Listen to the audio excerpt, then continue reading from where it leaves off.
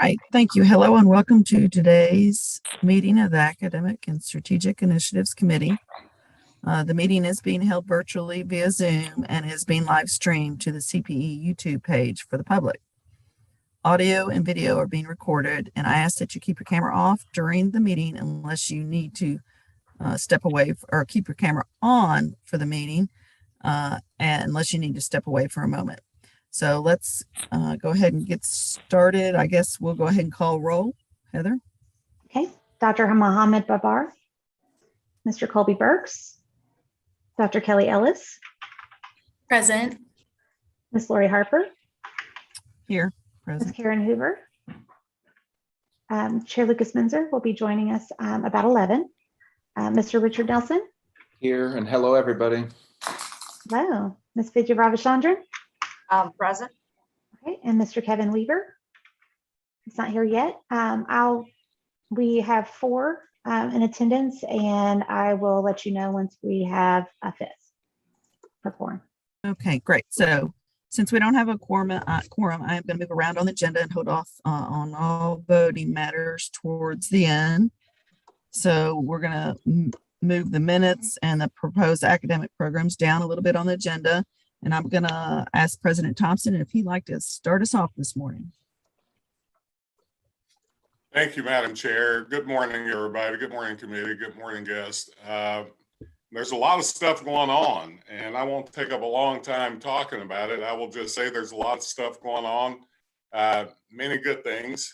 KSU's bill, HB 250, is on the floor today. Hopefully it comes out of the House and the Senate and goes to the governor.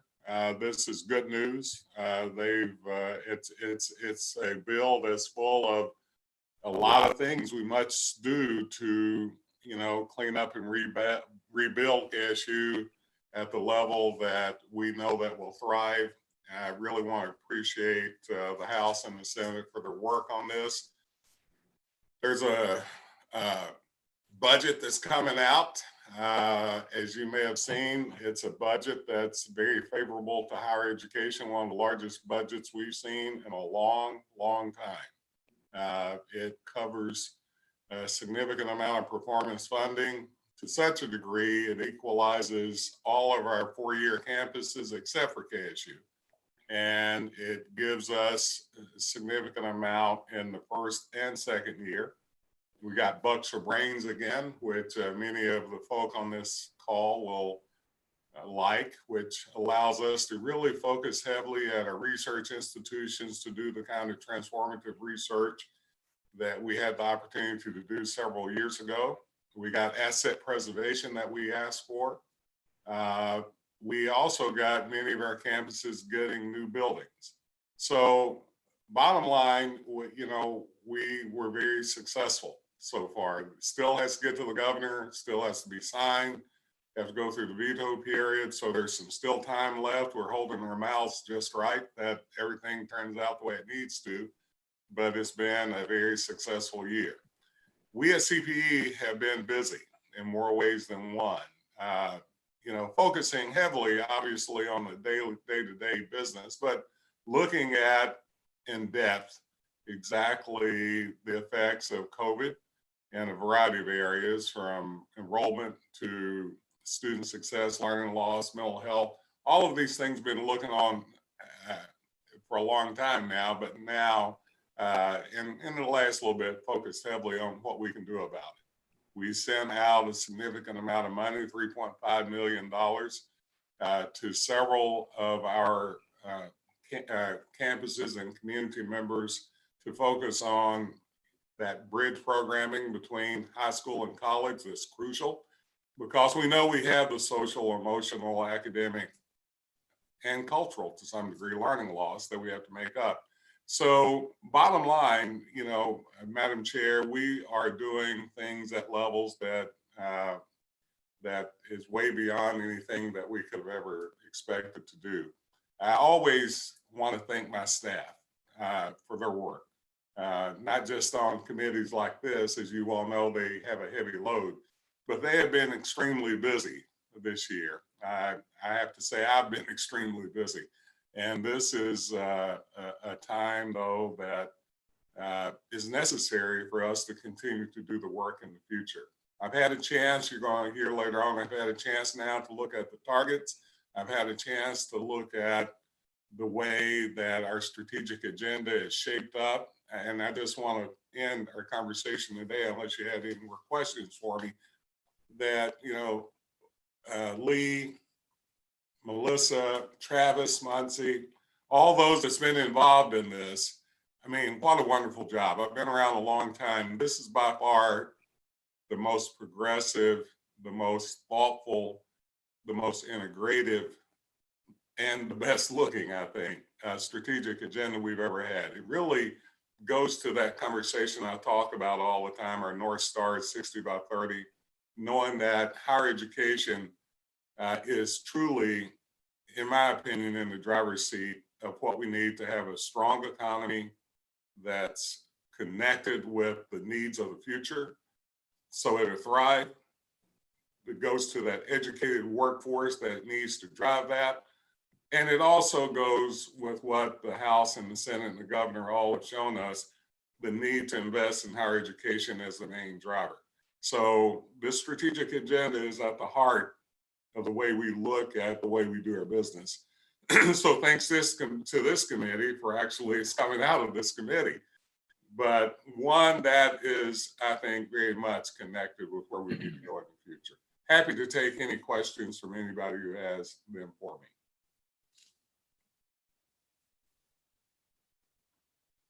Questions for President Thompson? Thank you. Right, thank you. And I echo your comments about the staff because working, from the standpoint of the academic strategic initiatives and being on the executive committee and things like that, the staff does wonders. So again, thank you all for all you do. We also have moving into a Higher Education Matters campaign that we launched in February. And if you had watched the State of Higher Education address on February 9th, you likely saw the first kind of sneak peek of the campaign ad. Since that time, you may have seen ads and promotions across social media and have even heard some radio ads. So today, Sue Patrick is going to give us what I'd call an insider look at the work and discuss what comes next in the campaign. Turn it over to Sue.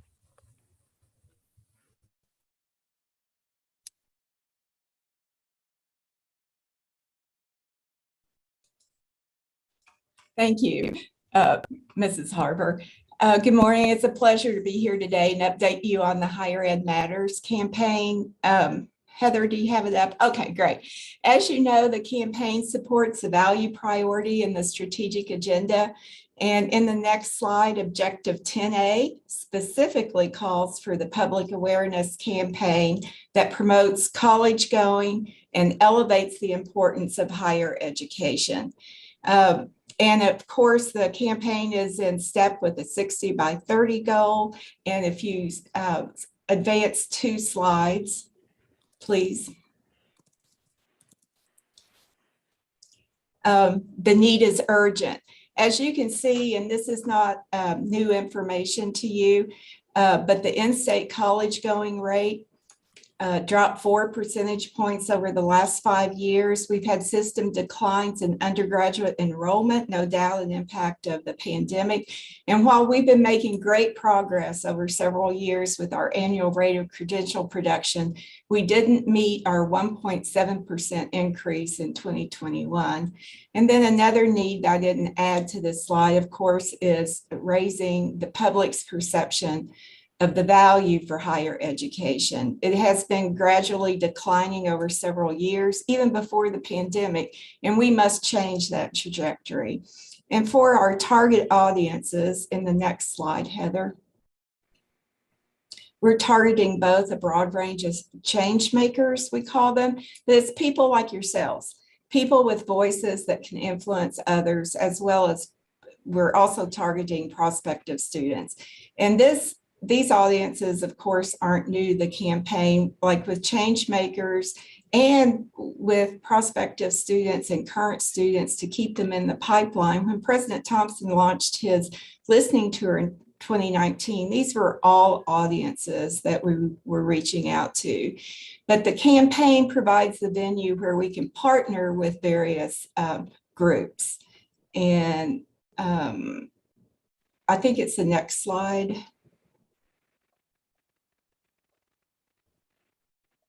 Oh, okay. Thank you.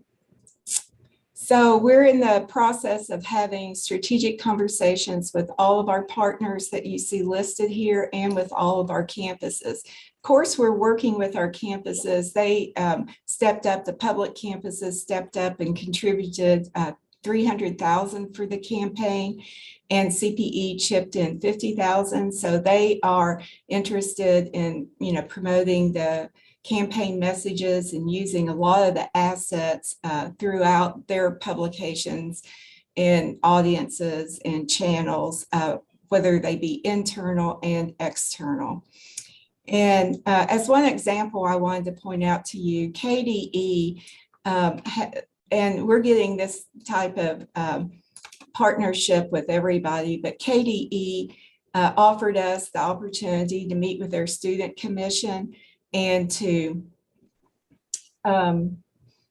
ask them questions and include some information in a Monday message to superintendents. And another option that they offered is to have President Thompson issue a guest column aimed specifically at K-12 audiences and include that in the Kentucky Teacher publication and in any other distribution outlets that they have. And so this is just one conversation with one group of partners, but we are delving deep in strategic conversations and with all of our other partners. And so the progress in the next slide today, and I have lost some of my screen, I think. I'm sorry. I'm going to have to tilt over here. I'll be looking at you all sideways so that I can see this. So we launched the campaign February 9th, along with the strategic agenda. And Heather's going to show the main campaign video that we're using for all of our advertising.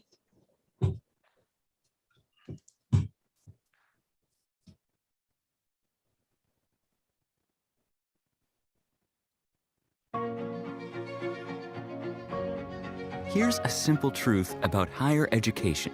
If pursuing your purpose, doing what you really care about matters. If having a rewarding career matters. If a better financial future for you and your family matters. Then higher education matters. A brighter future is within your reach. Find out how at kyhigheredmatters.org.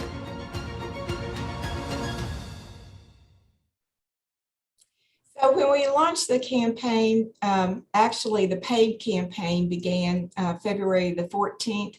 We used this campaign video in all the advertising. On the audio version, we had ads and still have ads on Kentucky Sports Radio and digital radio services such as Pandora, iHeartMedia out of Louisville, and also Spotify. We have online display ads that use the messaging and the images from the campaign, video, digital ads for streaming services. And then the campaign video has been shown on Facebook, Instagram, and TikTok. And I just looked at some of our metrics on the CPE Facebook site, but we reached over 200,000 people in the last 27 days. So that is extremely impressive. We never reach anything like that.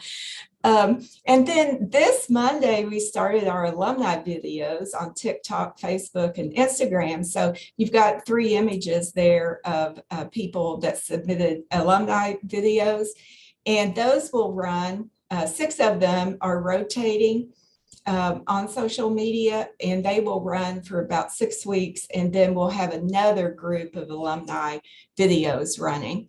And then this is really just an amazing opportunity for us that Gear Up offered, and that is to have our statewide TV ads and radio ads offered through their 2 contracts with the Kentucky Broadcasters Association. So that's actually a sponsorship. It's not, we did not pay for it out of our $300,000, but it counts as match for Gear Up, so it's a win-win. And so we also developed a campaign website, and that has basically 2 main sections, but it's a section that has all the assets for ambassadors if they want to get involved and help spread the campaign messages, and also a section for students. The website also links students to the colleges that they want to apply to and get further information. And at the very bottom of the website, in the green footer, the first line has a marketing toolkit, and that has everything that we have for our campaign, all the assets that have been created. And so internally at CPE, because Higher Education Matters is really, embedded in the fabric of all that we are at CPE. And certainly, it was a campaign message that President Thompson adopted right after he was voted in as president. But we've rebranded all of our CPE templates, and, from email signatures to PowerPoint presentations, and it's in various stages of implementation. Next slide, please. Oh, you were going to show an alumni video. There we go. Hi, my name is Lakeisha Miller, and I'm the Executive Director of the Kentucky Chamber Foundation's Workforce Center. College can change the trajectory of your life. It did for me. I come from a small island in the Caribbean, St. Thomas, Virgin Islands, and if you can imagine, coming from a small island and deciding to go to college on the mainland was a big decision, but it was honestly the best decision I could make for my life. College introduced me to so many different things, like dance, theater, music, and of course, lifelong friendships.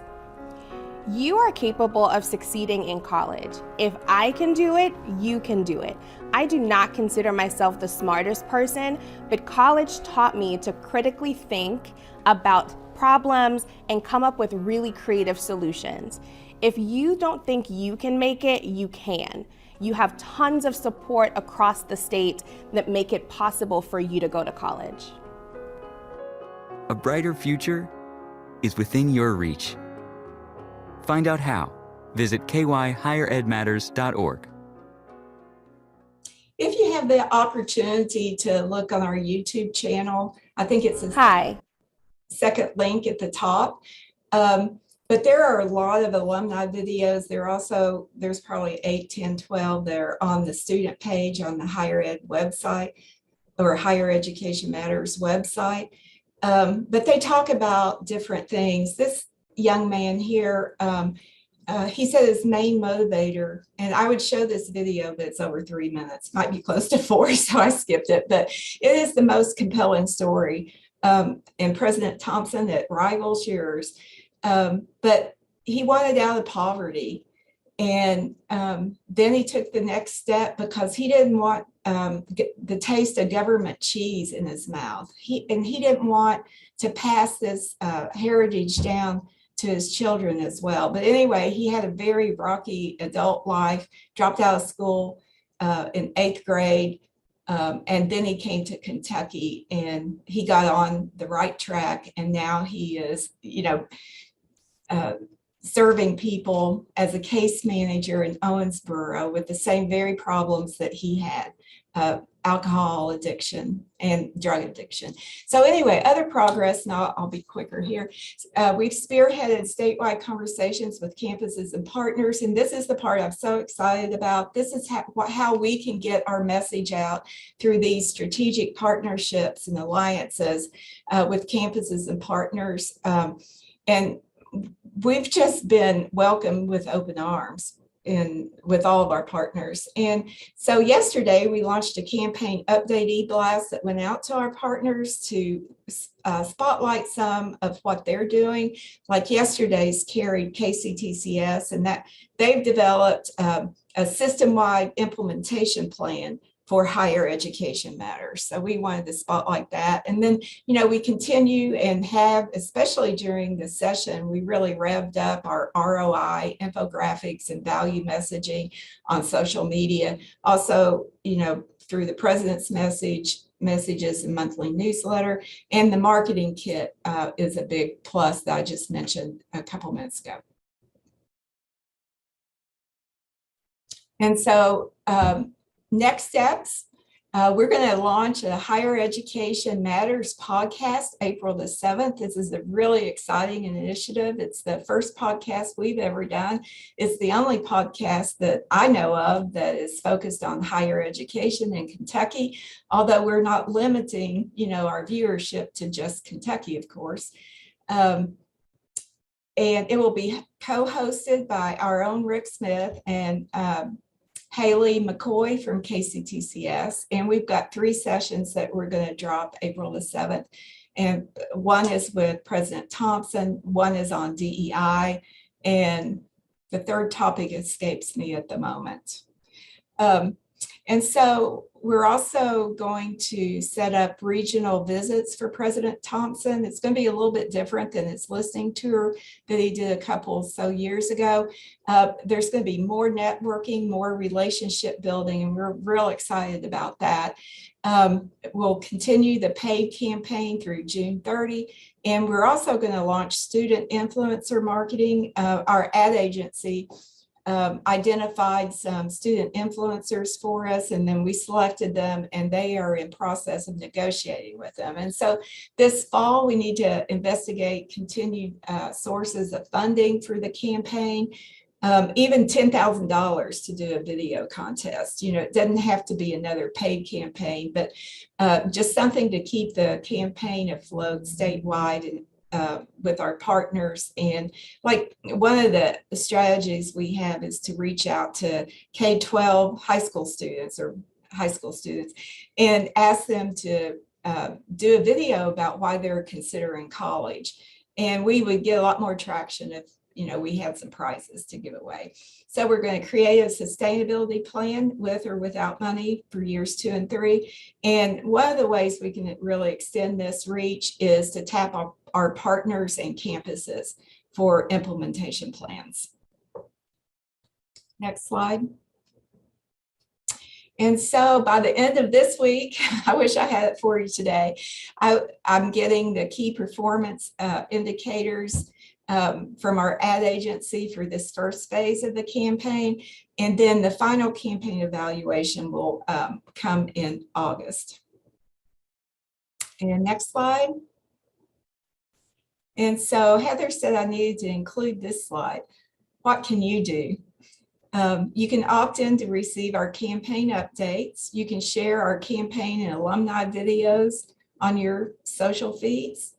You can like and share our ROI messages that we put out on social. And I know some of you are already doing that. And when you do share on social, you can use the hashtag KY Higher Ed Matters. And that way we can pull all the information related to that hashtag and all the posts so we can see how broad this effort actually is and just support any ongoing efforts. And that's all I've got for you today. But really, if you want to do more, I mean, the sky's the limit. If you want to write, a letter to the editor in your local newspaper, if you want to take a campaign PowerPoint or just some slides to your organization locally, Kiwanis Club, Rotary Club, Chamber, and present this information. But anyway, I just thought I'd throw that in because you all are usually high achievers. Any questions?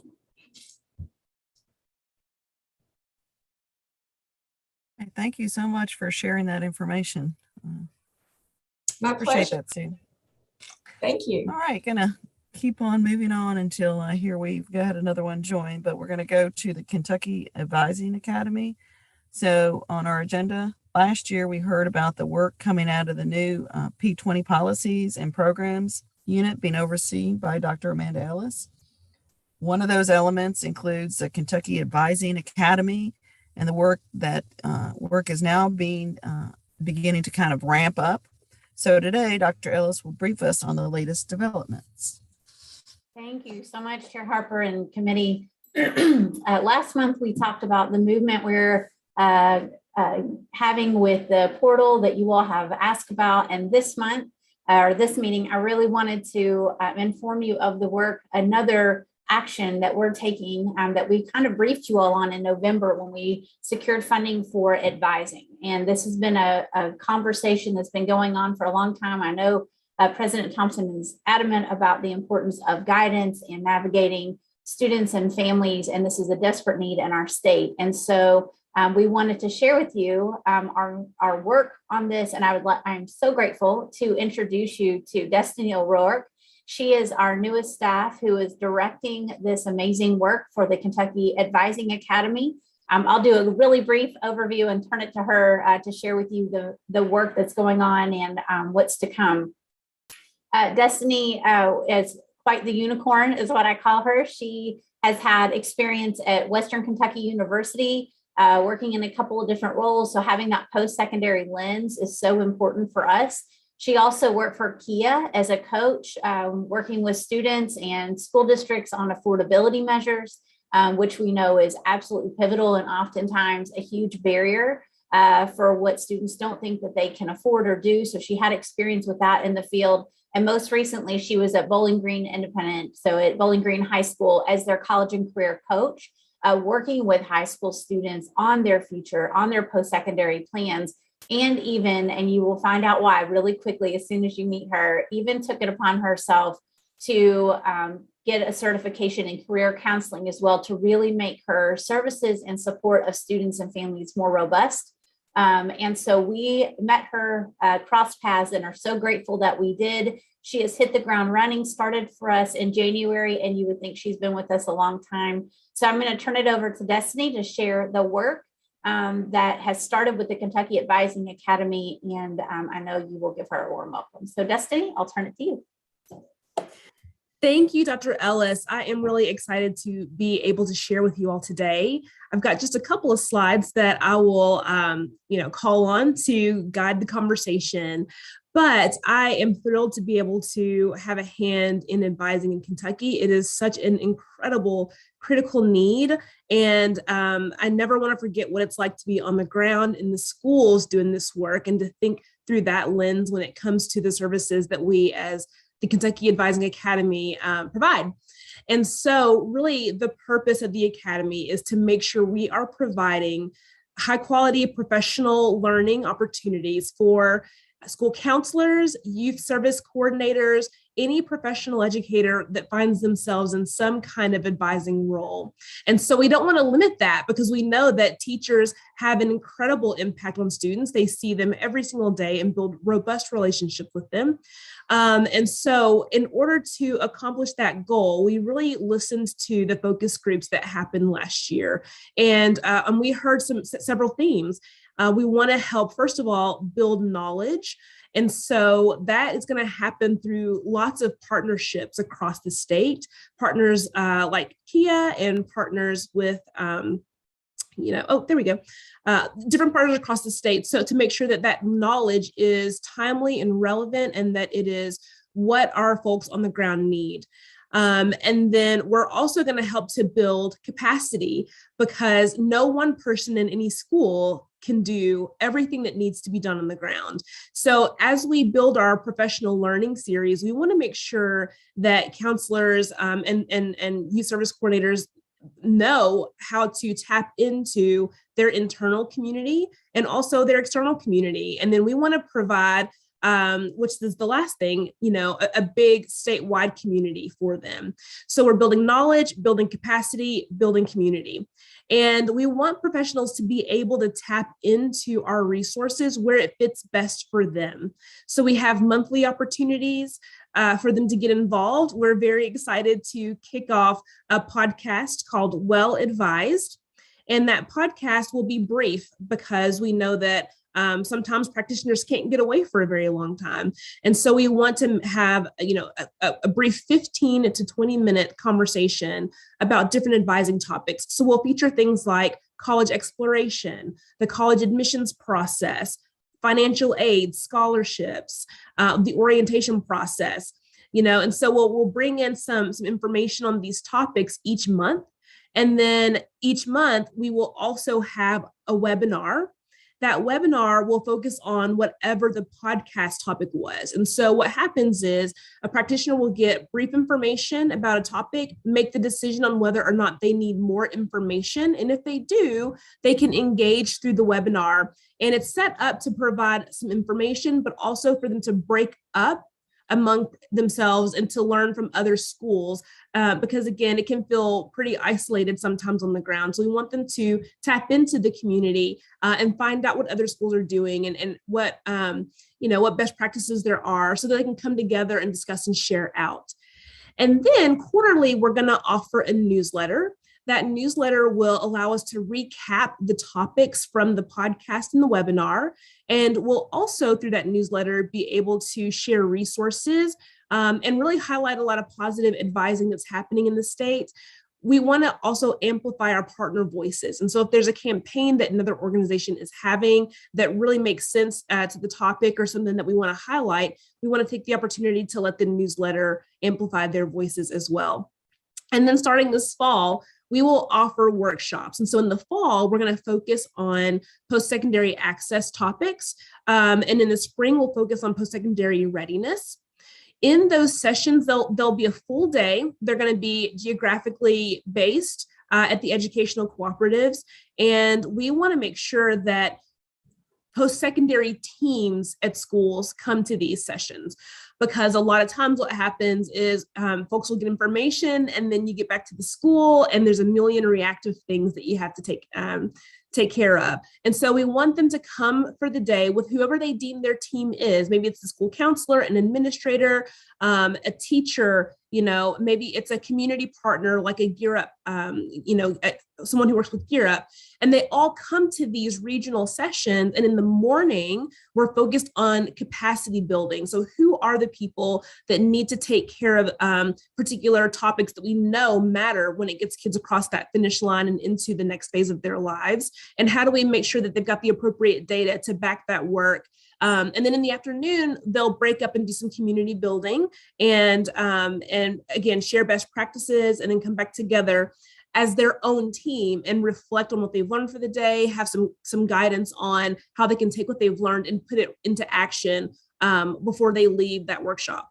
So that's the semester opportunity. And then we're also going to have an online toolkit, and that toolkit will include several resources that we know are helpful across the state, some national things that can help as well.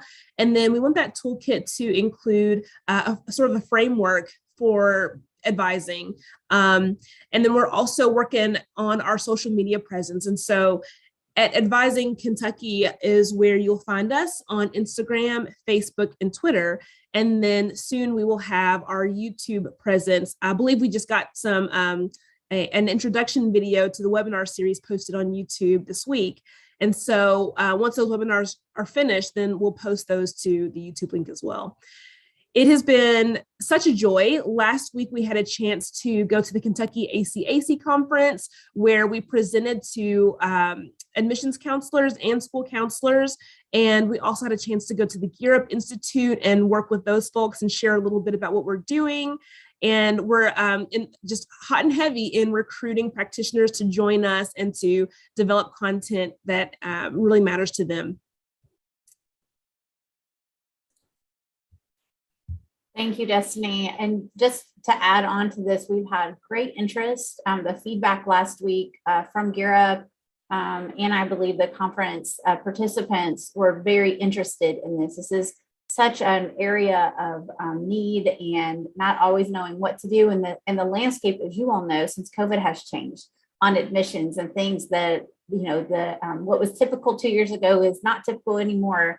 And so folks are really looking for ideas. We've had post-secondary folks interested in partnering as well. who really want to improve this. They want students to engage early and often, and I think are really grateful for these efforts. So Destiny, thank you. And thank you, Chair Harper, for the time today. We really appreciate it. Thank you so much. I appreciate the information. So moving on now to our agenda on the 2022 Student Success Summit. Our annual summit is scheduled for April 11th and 12th. A copy of the two-day agenda has been placed in our materials. And at this time, I'd like Dr. Lily Mason McKinley to talk about this year's theme and the sessions. Thank you, Chair Harper. Hi, everyone. It's so wonderful to be with you today. Thank you so much for having me. I'm very excited about this year's Student Success Summit. As you know, the collaborative really came into existence this past October, and we were joined by some great CPE colleagues with a lot of experience planning the summit to identify some key content and themes that will help us move the work of the collaborative forward, and also the CPE strategic agenda. So the summit this year will be April 11th and 12th. It's an in-person event in Louisville, Kentucky at the Louisville Marriott East. The theme is innovation through collaboration, which very much speaks to the purpose that the collaborative was founded to help engage our campus partners in that work. We are really excited that we have over 340 campus partners registered to attend at this date, and the deadline is not until tomorrow. So this is all really incredible news. We also, the real important goals that we're working to achieve at this summit is to inspire innovation and collaboration across our campuses, to raise awareness of the new CPE strategic agenda, and also to create a coherence among the council's initiatives and how those are helping us drive toward the strategic agenda.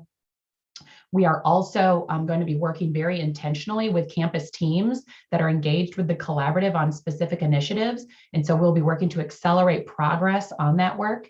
And then finally, just having been remote and not together for so long, very excited to kind of re-spark our community and connection among our colleagues. So just a little bit, tell you a little bit more about the themes. We have 3 different keynotes and plenaries, and they're all going to be really fantastic. Creating a holistic and integrated approach to student success is kind of our opening keynote. Our second one is around innovation through a state culture of systemness. And then third, which I think is going to be the highlight and showstopper of the entire summit, is a student panel on centering equity and student success. And these student panelists are going to be absolutely incredible. And this is Tuesday morning, and it'll also be facilitated by our very own Michael Thompson. So Dr. Thompson's son, very excited to get to listen to that. We've invited 4 different national experts to lead concurrent sessions on topics that are really going to be planting seeds for future strategic work of the collaborative and CPE. And those topics include creating transfer affirming and receptive cultures on our campuses, creating clear paths to degree completion, beyond financial aid, which is around the student basic needs work and strengthening the financial stability of our students. And then finally, ensuring equitable access to work-based learning opportunities that support equitable career outcomes for our graduates. And so, as I mentioned earlier, accelerating progress of CPE initiatives. We have several teams that are going to be working together on day 2 with facilitators that are helping them do very hands-on work. And that includes our Kentucky Graduate Profile Academy, our Purpose First campus teams that are working on integrating career exploration and planning early in the student experience. And then finally, we have 9 campuses that are part of the Kentucky Network Demonstration Project, which is funded by Gates and will likely have a focus on advising and really leveraging holistic supports for students. So that is the theme and really the high-level overview of the summit. We would love to welcome you to join us, and there's going to be a special invitation link sent out if you would like to participate. And we just request your response by March 31st as we're sending in final headcounts for catering, et cetera. So thank you so much. If there's any questions, I'm happy to answer.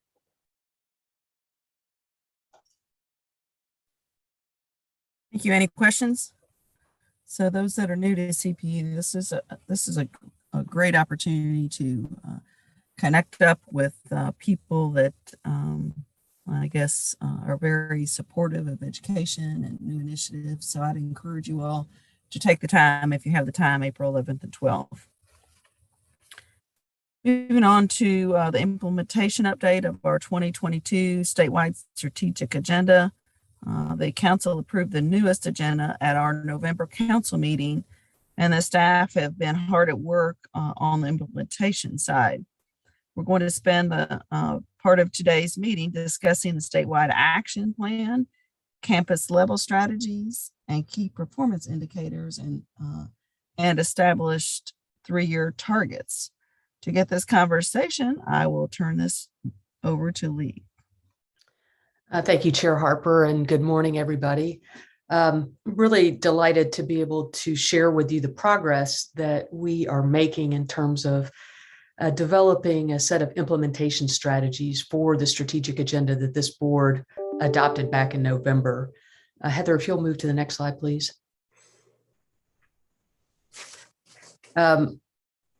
As you'll recall, you did adopt the agenda back in November. One of the things I'll talk about in a minute is we had a wonderful formal launch event. I think some of you were able to attend, where President Thompson was also able to talk about the state of Kentucky higher education. So very effective opportunity to both launch the agenda and do a level set of where higher education is right now. Over the past couple of months, staff here have been very active working with our campus partners and state partners in developing campus strategies that align with the objectives in the strategic agenda. And we've also spent a lot of time negotiating with campuses about performance targets.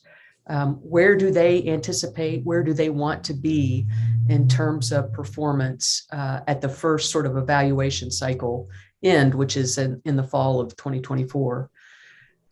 We've also are working on some statewide action plans or implementation plans to advance each of the statewide strategies as well as statewide targets. From here on out, we will really set in motion our accountability system. The board is used to annual campus presentations. We will continue those. However, at a recommendation from the executive committee, we will not have those all in one day or two. We will spread those out throughout the year. So we will start those in April with a presentation from Morehead State University. At our council work sessions before each of our business meetings, we'll do a deeper dive into each of the 5 areas of the strategic agenda to really allow the board to really jump in and talk about how we're doing. Are we focused on the right things? Are we moving the dial at the level and with the progress that we want? And then, of course, this committee will continue to be the steering committee over all of this work. We'll continue to keep you updated on all the issues related to the strategic agenda. Next slide, please. Just a little bit about the launch event. Again, we were delighted that Ashley Watts, who is head of the Kentucky Chamber, we had Bob Jackson, president of Murray State, and the convener of the Council of Presidents. We had the Commissioner of Education, Jason Glass, and we had the lead, the student president at Northern Kentucky University, all engaged in a very good dialogue about what this strategic agenda means and how it's going to help move the state forward. Had a ton of folks involved and continue to have that YouTube played. Folks are very interested in this. Next slide, please.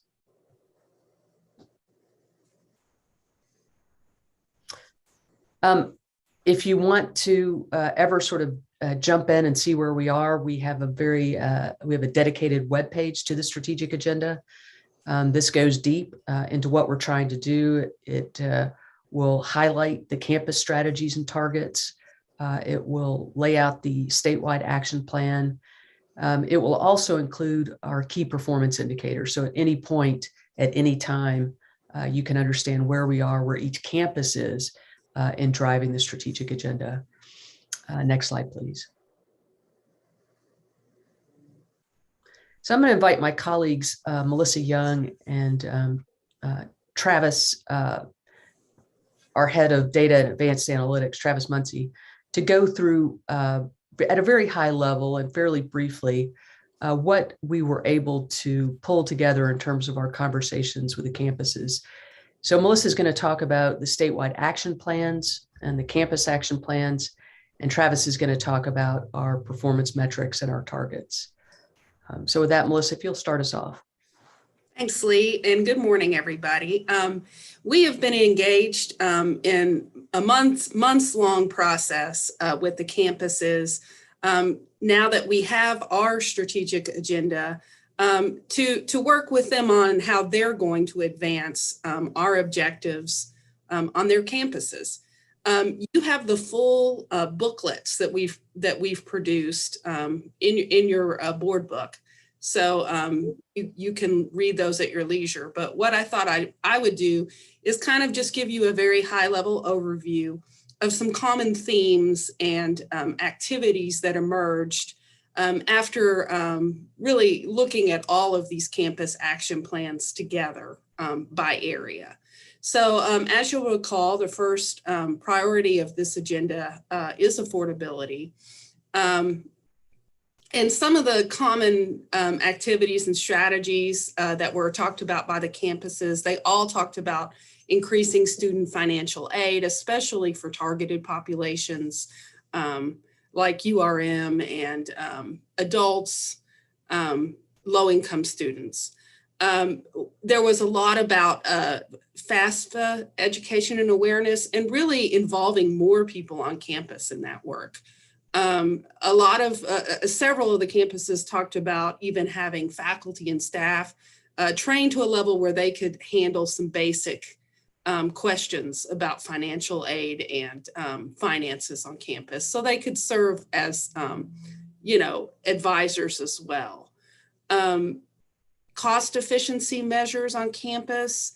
And the idea here, obviously, is if we can save money here, you can pass that savings along to students. And some of that, some of those that were talked about are ways to manage pension costs, ways to avoid emergency maintenance fees through more investment in the infrastructure, energy savings programs, and things of that nature.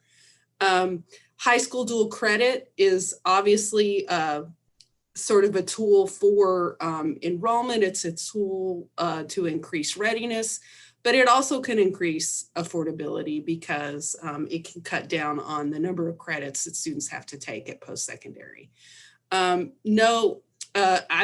We were glad to see that several campuses are eliminating fees for online courses. I think that COVID has shown us that there is an appetite for some online learning. And I think that maybe a belief that we need not make that overly burdensome financially for students who need to take that option. And finally, I think a lot of employers in this state offer tuition benefits. I think we need to work harder to increase those, but also just to get adults to take advantage of what's already being offered. So I think some of the campuses talked about that.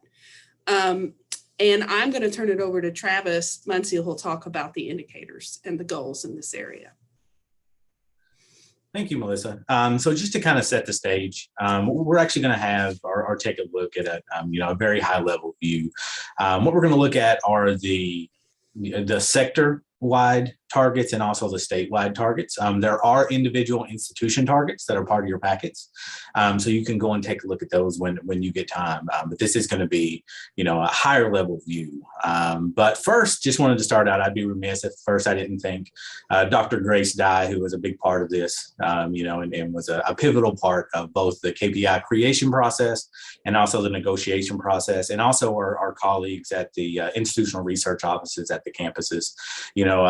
We were in a constant back and forth during this process. They provided valuable feedback, and we're a real pivotal part of the process. So, and also their team. So just wanted to start out by thanking, both our team and the teams at the campuses for their efforts. But starting out, so one of the main KPIs for the affordability section is going to be FAFSA completion. So what we're looking at here is the FAFSA completion of the students who matriculate to post-secondary education.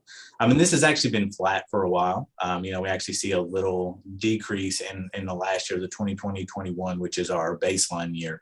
But we really want to reverse that trend. And that's something you're going to hear a lot. For me is kind of using these first few years before the recalibration process to really reverse any negative trends that we see. And this is definitely one of those. So we want to get that to 94% by 23-24, and we will work with the campuses and use our strategies to achieve that. And moving on over to time to degree, this is one of the exceptions of the reverse the trend, where we've actually been trending, down on this, but in a good way. So as you can see, we want to get to 4.1 years for the baccalaureate degree, and then 2.7 years for the associate degree at KCDCS. Next slide, please. And this is probably, the main KPI for our affordability. So the unmet financial needs. So just a quick recap of kind of what we're looking at or what we're talking about when we say unmet financial need. This is the total cost of attendance for a student minus any grants, scholarships, and also the expected family contribution. So that's what you're looking at here, and we're showing it at the four-year public and the KCTCS level. This trend has actually been flat or gradually going up over the past decade. And we really want to reverse that trend. So after communication with our institutions, and a lot of conversations internally, there is a lot going on as far as inflation and the effects of the pandemic at the universities. So we agreed on a 5% decrease. This is actually a fairly short time frame. So a 3-year, but really probably a 2-year time frame to achieve this. So we wanted to, especially at the state level, to have a goal that was ambitious, but achievable. And that's what we're seeing here with the decrease of 5% over these next 2 years. And I will go back to Melissa. Thanks, Travis.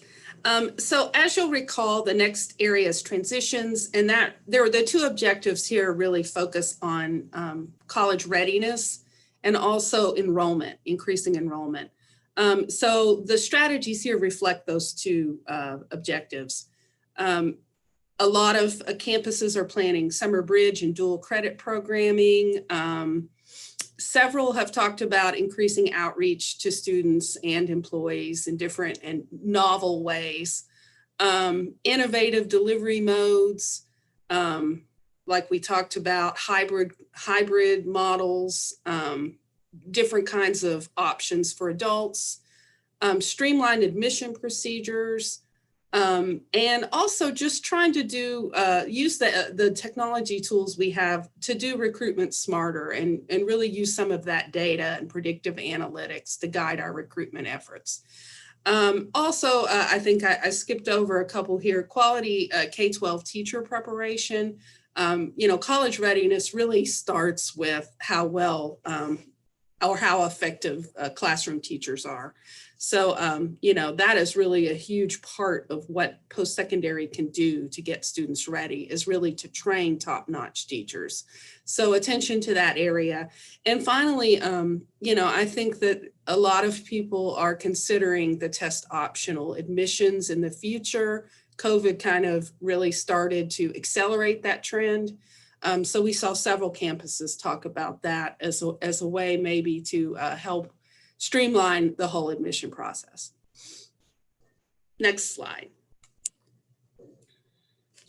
And the two main KPIs for our transition priority area is undergraduate enrollment and the college going rate. And as you see here, undergraduate enrollment was, a very big discussion point during our negotiations, just because that has been trending downward at the system level, even before, the effects of the pandemic. And that was just made worse, by the pandemic.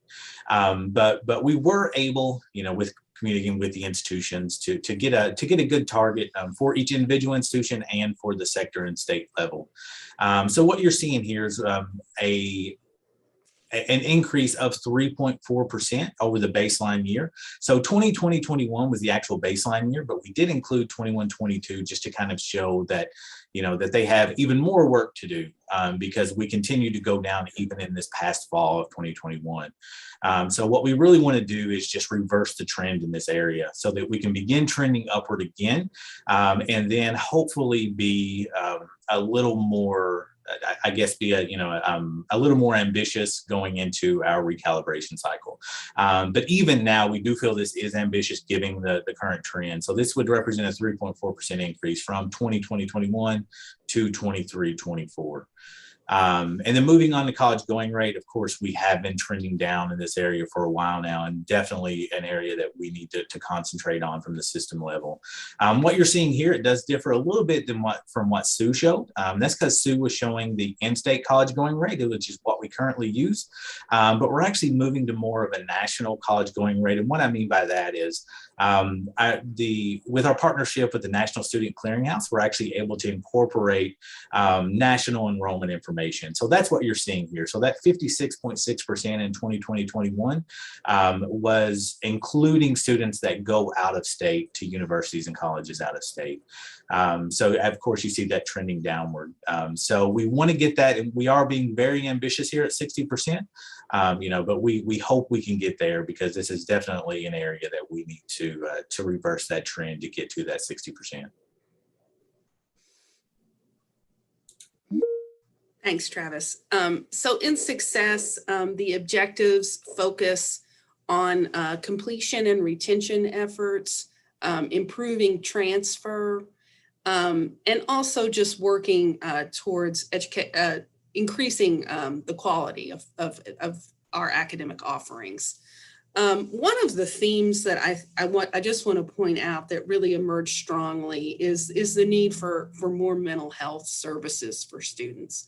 I think we're hearing from all of our campuses that COVID has really taken a toll on students, and they're really dealing with a lot more mental health crises, and that affects retention obviously and can affect completion. So work there is ongoing.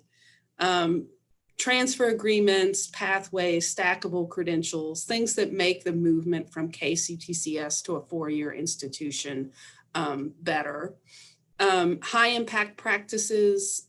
These are things like internships, capstones, a lot of those practices that are outlined by Complete College America. Demand-driven academic programs, and as you know, this is a lot of work that we did with Gray Associates to come up with the data for market demand, and now campuses are really starting to use that data to guide their own decisions about new programs and the review of programs, and also. Again, as we push for more adult learners, it's important to simplify the process for credit for prior learning and really to get more people to take advantage of that option and make it actually not more difficult than just retaking the courses. So those are some of the themes in student success. Next slide.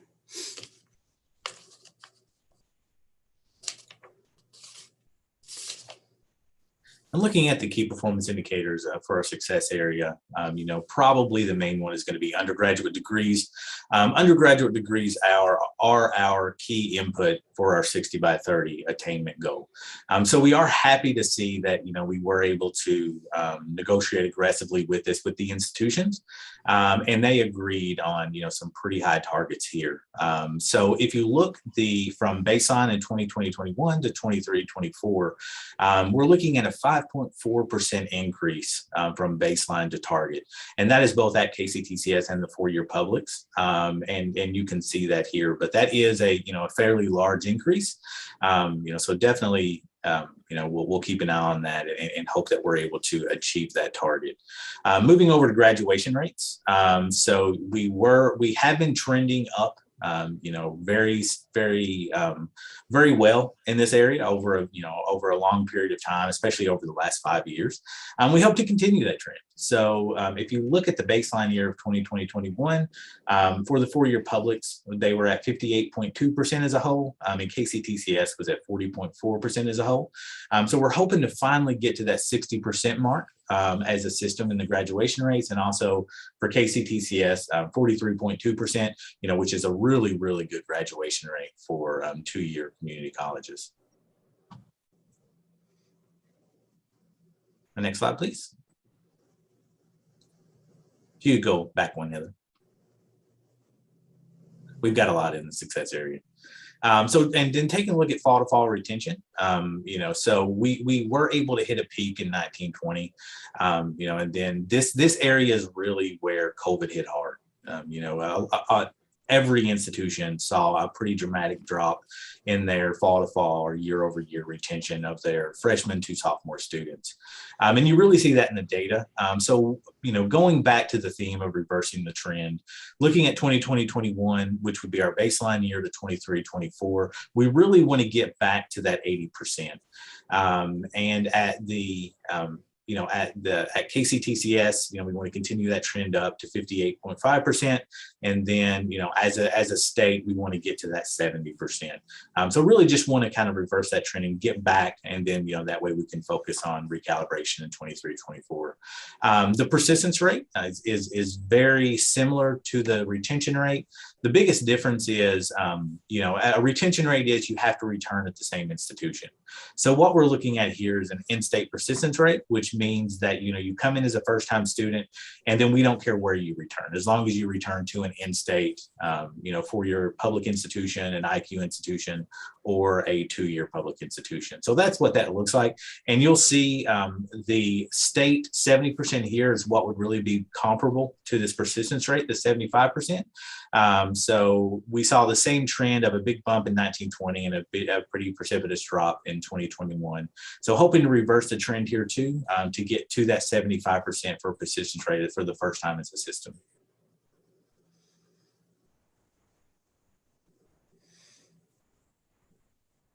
And then we look at the KCTCS to 4-year transfer rate. So this is a very targeted KPI. And what I mean by that is it really targets the AA and AS students, which programs are designed to transfer.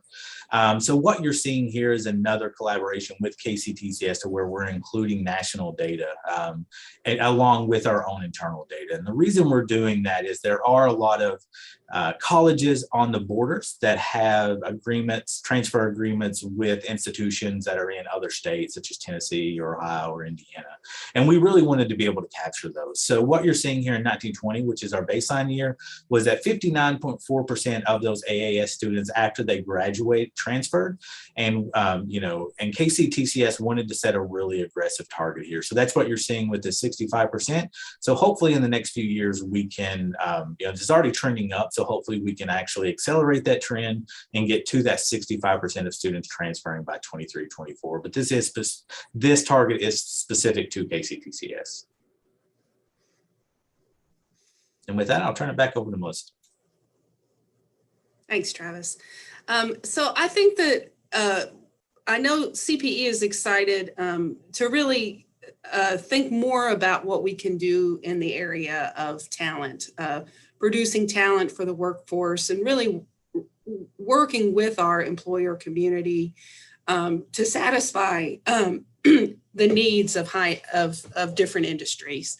So a lot of the campuses talked about their Office of Career Services. They were going to really do a comprehensive review of those and figure out ways to revamp that so more students take advantage of what's there, and also that they can do more in career services than they've done in the past.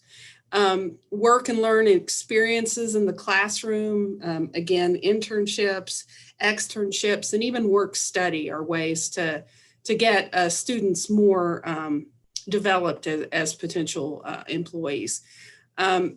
We have been working hard at the council on the Kentucky Graduate Profile, which are 10 essential employability skills that we think students need to graduate with in order to be successful in the workforce.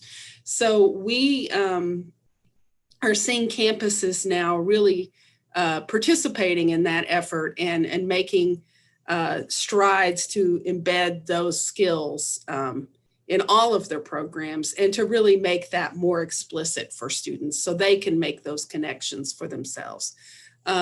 Many of the campuses are using Handshake, which is a technology app that's a little like LinkedIn, but for students. It helps them work on their resume and their presentation to potential employees and also search for different kinds of employment opportunities.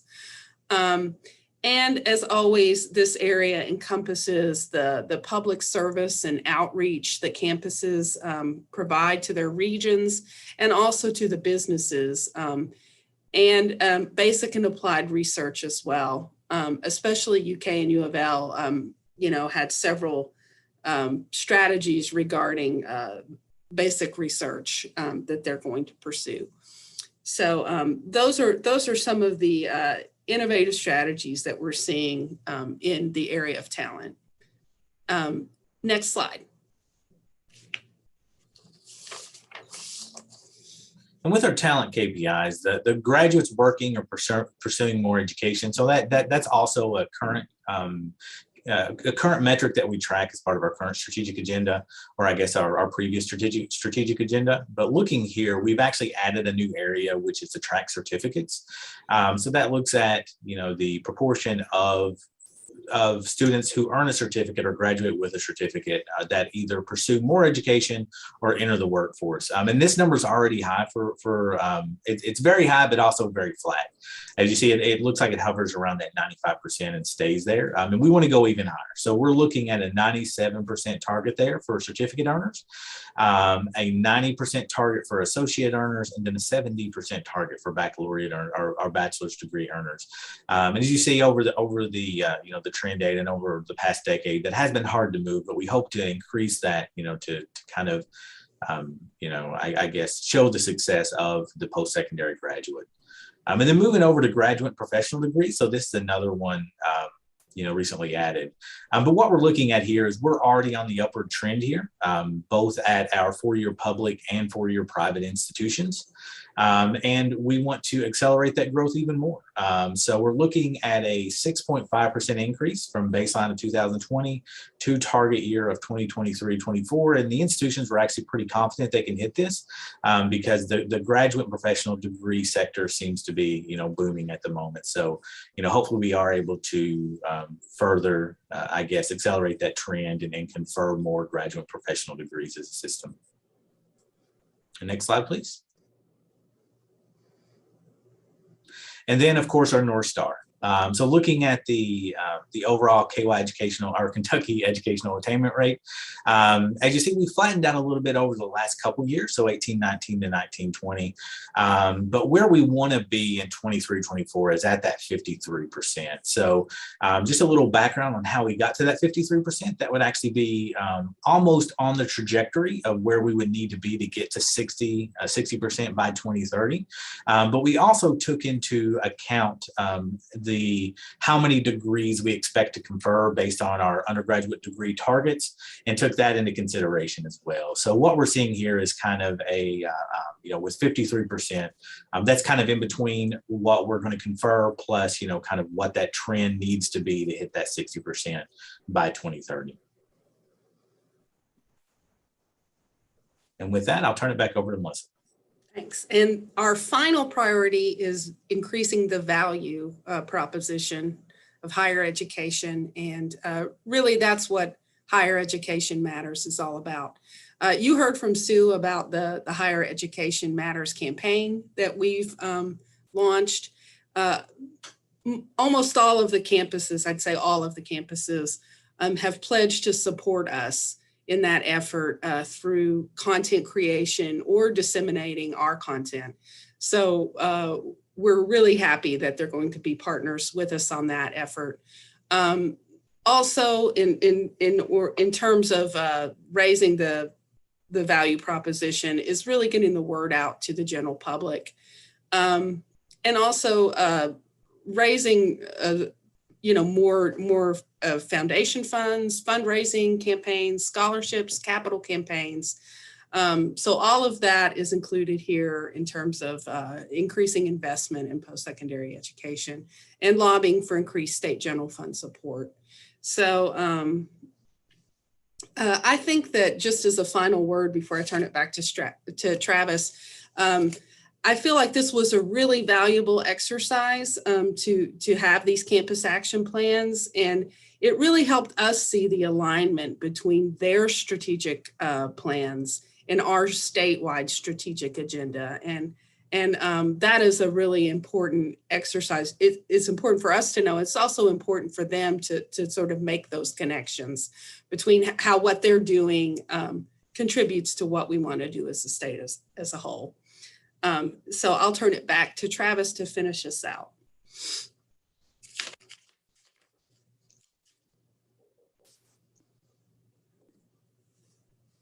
And with value, our only quantitative KPI that we're really going to track is going to be the net general fund per FTE. And what we're looking at here is the trend data. We're not going to have a target on this, but we are going to keep a close eye and really see where this goes. As you can see over the past 5 or 6 years, it has been very, very flat, but we did see a pretty significant bump into 21-22, or the most recent year of data that we have. That's actually a 2.6% increase. But like I said, we're not going to set a specific target for this, but we are going to keep a very close eye and track this, year over year to kind of see, what the funding looks like to our students in the system. But looking at that jump, I think a lot of that has to do with, this is per FTE, so a slight decrease in enrollment, was part of that jump. And then also, federal funding with a lot of the HERF funding that went into. And Lee, is there anything you want to add to that?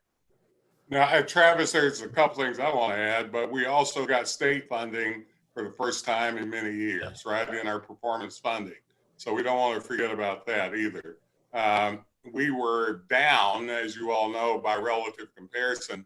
This saw a fairly significant jump. So we were down like 3, now up 2.5.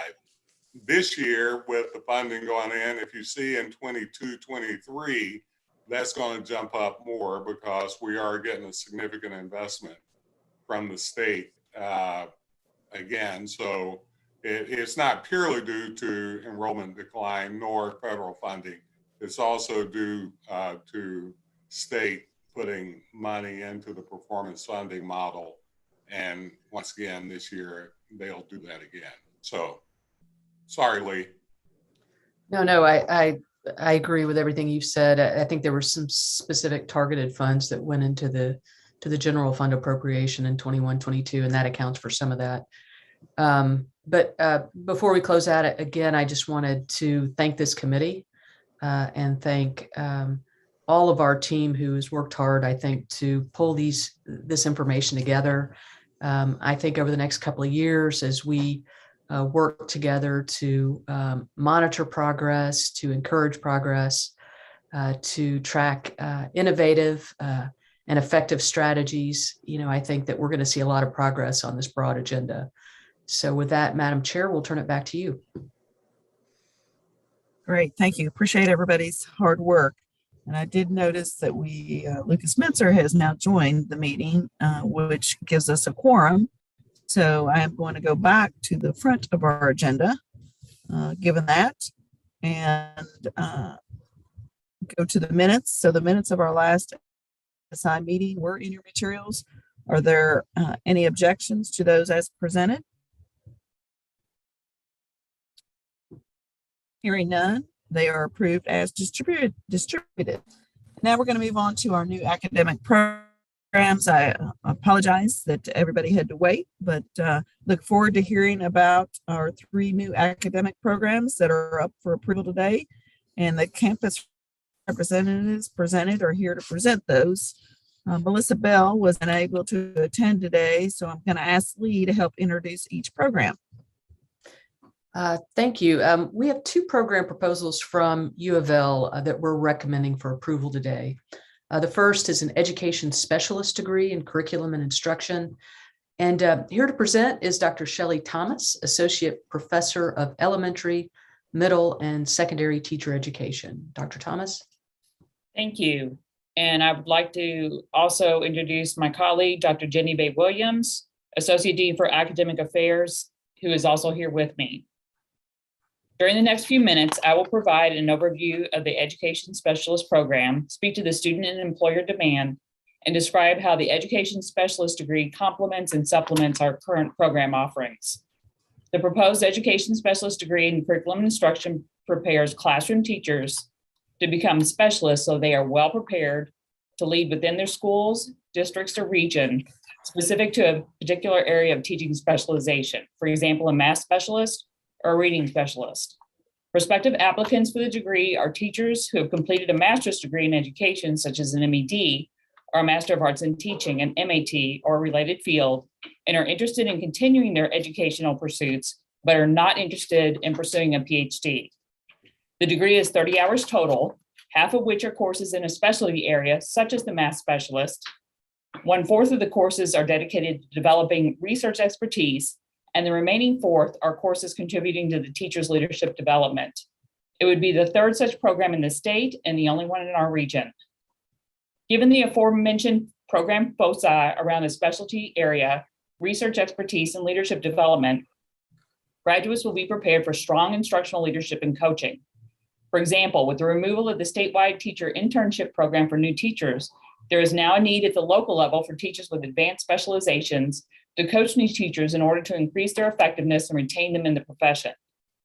At U of L, the Director of Education Preparation Student Services shared that she receives 20 to 25 requests or inquiries for an educational and specialist program a year. The student demand and employer demand are related and overlapping. The teacher shortage that was formerly concentrated in areas such as math, science, and special education has expanded to include all content areas and grade levels. The Economic Policy Institute 2019 report describes the challenges schools face in staffing, both as a consequence of the teacher shortage and further contributing to it. The reasons are complex and interdependent. The report recommends tackling factors that prompt teachers to quit and that dissuade people from entering the profession, making it difficult for school districts to attract and then retain highly qualified teachers. These factors include low pay, a challenging school environment, and weak professional development, support, and recognition. Locally, Jefferson County Public Schools Office of Diversity, Equity, and Property views the education specialist degree for practicing teachers as a mechanism to retain highly qualified teachers because the education specialist degree will support teachers' professional and academic goals while encouraging them to remain in teaching and develop expertise in the profession of teaching, providing the needed development and recognition for practicing teachers that the Economic Policy Institute called for in their report. Currently, we have many students in non-degree endorsement programs. For example, the elementary math specialist, English as a second language specialist, and instructional technology specialist. And they regularly ask what degree they could pursue, and they are not interested in a PhD. The large majority select a rank 1, which is a non-degree option. As non-degree students, they are not eligible for financial aid, and the rank has no meaning outside of the state of Kentucky, and they don't get a title such as an education specialist upon completion. These students are very interested in pursuing these endorsements within a degree program in order to access financial aid and professional recognition. Thank you for your time and consideration of this proposal.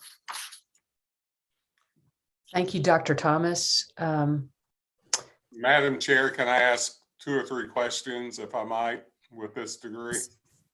Yes, go ahead. Of course, ed specialists have been around a long time. I've implemented 2 or 3 million of them, I think, over the years. But several things I'm asking about this one and see if there's a possibility, if not currently there. One is, I'm assuming this is stackable toward the PhD. So we've created potential pathways. If a student who's in an education specialist decides they want to pursue a PhD, we have created a pathway for that to happen. Without losing a lot of the credit hours? I'm not sure I understand your question. Well, I mean, will those credit hours work toward the total degree credit hours for the PhD? Jenny, do you want to? I'm going to defer to Dr. Bay Williams on this, so I'm going to mute and let her answer. We're in the same room. Hello. You have to actually go to mute. Okay. Yeah, so we have in the pathway to a PhD, typically 6 hours can transfer in, but up to 9 hours can transfer in. And so what we're advising in the pathways, if you're not sure what you want to do, that you would start in with courses that are on both lists. So it's an easy one or the other. And then, of course, if you're really thinking PhD, that's the more rigorous program. That's the place to start. It will be easier to transfer from the PhD over to the ed specialist the other way. So that's what Shelley is talking about, is the core courses. For example, the research courses and the ed specialists are more advanced than the master's degree, but not as rigorous as PhD, but they're where the PhD starts. So the research courses are a crossover. So a student gets started in those research courses and then thinks, I don't really want to do this. I'm going to go the ed specialist route. And it's still early in the program, so they can make that decision. Okay, well, I would, obviously a specialist lead more to an EDD than it does to a PhD normally as far as that goes. So I see that and I hear that, but I was wondering just how easily that it would be to jump from a specialist into a PhD program if so. I understand there's a difference of criteria and process and outcomes and courses. My second question is there a way that you've designed this ed specialist? We have so many high school teachers that are teaching dual credit and they need that 18 hours beyond. So I'm pushing, just to let you know, where I am, in all honesty, people that are getting ed specialist degrees, I'm saying, needs to be done in a manner that we can look at getting those 18 hours beyond that master's degree in a degree program that would allow that to take place. That's probably more of a statement than a and I should have asked this before we brought it here, I get that. But my assumption is that if it is an ed specialist, that's something that you can shape in a manner that you can recruit for those students. Does that make sense what I'm asking? Absolutely, and thanks for bringing that up, because from its conception, we imagined that many of our dual credit teachers, and we have dual credit teachers working within our teaching and learning pathways, so we're familiar with how that happens and how they get certified to teach dual credit classes. And so within content areas or disciplines and in schools, we also imagine that we would be recruiting those teachers who want to teach dual credit within content areas in high schools. So we are very familiar with that, and thank you for raising that as a not only a need, but a important place for our EDS program. Can I ask you to look at your courses that I know you have in place and seriously think about creating in some sort of, I don't know what you want to call it, in the EDS, a leadership course, a specialty course that really focuses heavily on disposition, pedagogy, and college level understanding? You know what I'm asking? Yes, so, and Dr. Bay Williams is right next to me taking notes on that right now. Thank you. You know what I'm asking though, right? Yes, so yes. Not that it just becomes a content specialty, but it also, this is a college course. If it's dual credit, it's a college course. Right. So, yeah. Okay. Thank you, Madam Chair. I appreciate you all with this, but I thought I'd throw that in. Thank you. Do we have any other questions?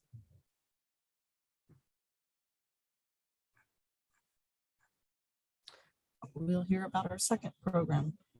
The second program for approval from the University of Louisville is a Master of Science in Accountancy and Analytics. With us today to discuss this proposal is Michael Wade, the Director of the School of Accountancy. Dr. Wade. Okay, good morning, everyone. First of all, let me say thank you for allowing us to be in this meeting. I think my information or my knowledge about what's going on in post-secondary education has been increased, and it's actually, I've been taking some notes and I want to try to implement some of the things. I'll follow up with some of the things that you discussed. With me today is Dr. Ryan Quinn. He's one of our associate deans at the College of Business. So you have the proposal, but I'd like to give you a great background on the program. And first of all, too, the curriculum that's in the proposal is already in place. So this is not necessarily a new program, but it's a program change and a change to the CIP code. Back in 2016, we looked at the Masters of Accountancy program, and it basically had the traditional accounting courses and some additions, some MBA courses. But we wanted to reboot it. We wanted to make it more robust. We hired a consultant, and the consultant actually told us some of the things that we were thinking about. That industry, not just industry, but public accounting is going more to analytics. And even with the conversation I've recently had with a partner at one of the big four in Louisville was saying that really when we think about accounting, we got to think about data now. It's not just spreadsheets and numbers, it's data. So from the consultant, they said we need to integrate our master's program with some analytics. And at the College of Business, I think we work very well together. And there was already an existing graduate certificate in managerial analytics. So what we did was we took 7.2 hours of that analytics program, and we fused it into the master's program. And it worked. It gave the students a little bit more analytics and some more quantitative skills. In 2020, I became the director of the master's program. And I looked at it and the committee looked at it and said, I think we need some more analytics into the program. So what we did was we added another 4.5 hours to that 7.5 we had to make it 12 hours in analytics. And that actually would give the students who graduated from our master's program, not only a master's in accountancy, but a graduate certificate in managerial analytics. So we introduced that curriculum. That started this past fall. So right now, the curriculum that you see before you is actually in place. But we looked at it again and we said, does this really, the name and the zip code fairly represent the program that we have? Because nearly half of the hours are analytics, half of them are accounting. So the committee suggested that we change the name to Masters of Science in Accountancy and Analytics. And we also wanted to change the zip code to an analytics zip code. What does that do? That allows international students to come to our program and come on a 2-year visa instead of just a 1-year visa for the graduate program.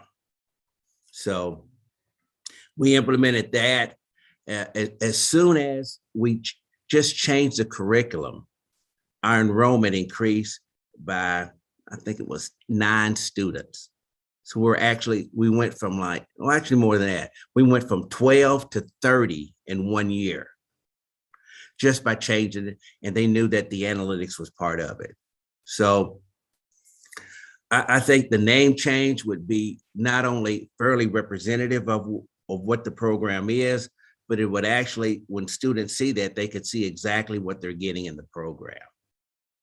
And I think this too is going to be, upon approval of this, it's going to be a springboard to our undergraduate program also. We've already started looking at that curriculum and what we're teaching in order to infuse analytics into the undergraduate program also. Do you have any questions?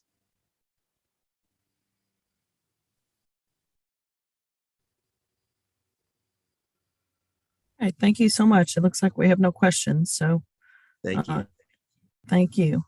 But given that, as we have in the past, we take each program for the university as one motion, unless somebody chooses to separate the motions. So I will entertain that from the floor. Motion to approve both programs. I'll second. Second. Thank you. We have a motion and a second. All those in favor signify by saying aye. Aye. Aye. Opposed, like sign. Thank you. Motion carries. Now we'll move on to Western Kentucky. The last program we have up for approval today is Master of Science in Cybersecurity Data Analysis at Western Kentucky University. And I'll turn it over to Dr. Ray Blankenship to present, who is the Department Chair and Professor of Information Systems. Good morning, everybody. Hopefully you can hear me. With me today is Dr. Mark Champa, who's a national expert in cybersecurity, our Associate Dean in the College of Business, and our Vice President for Extended Learning and Outreach in Academic Affairs. And so the proposal before you today is a combination of artificial intelligence, machine learning, and cybersecurity. And so we currently have 2 graduate certificates in data analytics and cybersecurity data analytics. And we're using those certificates to create a master's program. The demand for the certificates currently, we have about 70 students in the data analytics certificate. Those students come from our MBA program, our master's in accountancy program, and we're just now starting to use the organizational leadership program that also want to make use of those certificates. The program is designed for infrastructure workers, and so that's anybody that might be attacked by a cyber attack and that causes, the company to shut down. And so we feel that there's a need to have people trained in both cybersecurity and how to detect that with the data. And so our undergraduate degree program is a data analytics program, and we're using that knowledge within our department plus cybersecurity to create this new program, and then have concentrations outside of the College of Business to help those infrastructure workers. In terms of demand, like I said, we probably have over 70 plus students in the data analytics certificate, and we currently have about 7 students taking the cybersecurity courses. We have 4 of those students signed up for the certificate, and I get emails regularly about people wanting to know about our new program and when it will be available. I'm not sure if there are any other cybersecurity data analytics programs out there. I received an email from someone from the Cleveland Clinic wanting to transfer into our program, and that person said they could only find 4 such programs. So I think the demand is there. I think the risk with using existing courses, existing graduate certificates is very little. And so we want to build this program. I think we can grow it to a large number of students and help the students in Kentucky. So with that, I ask, do you have any questions? Actually, I do. Hi, Dr. Blankenship. Good to see you, Beth. A couple of questions. One is, as you're building the certificate programs into this degree, which makes sense, will you still have some of those macro certificates as a way that people can use, like in the workforce immediately? I'm thinking of healthcare anyway, as an example. Do you have like a 6-hour certificate that focuses on cybersecurity and healthcare as you build out this master's degree? Currently, we do not. What we do have, though, is when I spoke to the other departments that are in the concentration, they've agreed to create a certificate that can go along with the other 2 certificates. So it's potentially a student can receive 3 different certificates as they complete this master's program. My recommendation, and I work with healthcare a whole lot, if you could create some of those macro certificates that's stackable to that and let it be truly, and I understand cybersecurity and data analytics, the way you use it, it's a semi one size fits all, but it's not, right? There are specific elements when it comes to certain sorts of records, and especially if you look at healthcare, that goes. If it's not there, I would recommend you do it because it's going to market your degree at such another whole level, because there's not a lot of them out there, as you well know. So if it's not there, my friendly amendment is that you all seriously think about creating just many of those stackable certificates that maybe people can come in and grab. And then if they need to stack it out to that, which is a very smart master's degree, I will tell you, I think you're opening up this territory to substantial more students. So that would be, if you can buy into that, that would be what I would offer. That's a great suggestion, and I buy into it wholeheartedly. Okay, thank you. Any other questions? If not, that is the only academic program from Western Kentucky University, so I would entertain a motion to the floor or further discussion. Moved. Second. We have a motion and second. All in favor signify by saying aye. Aye. Aye. Opposed, like sign. Thank you. Motion carries.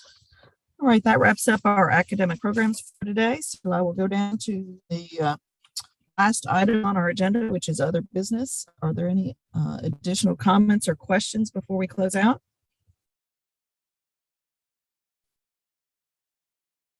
Right. If not, I want to thank everybody for their attendance today. And our next scheduled meeting of the committee is set for June 7th. Do I have a motion to adjourn? Moved. Second. All right, we have a motion and a second. All in favor signify by saying aye. Aye. Aye. All right. Thank you all so much for today. Our meeting is adjourned, and thank everybody for their attendance. Thank you, Lori.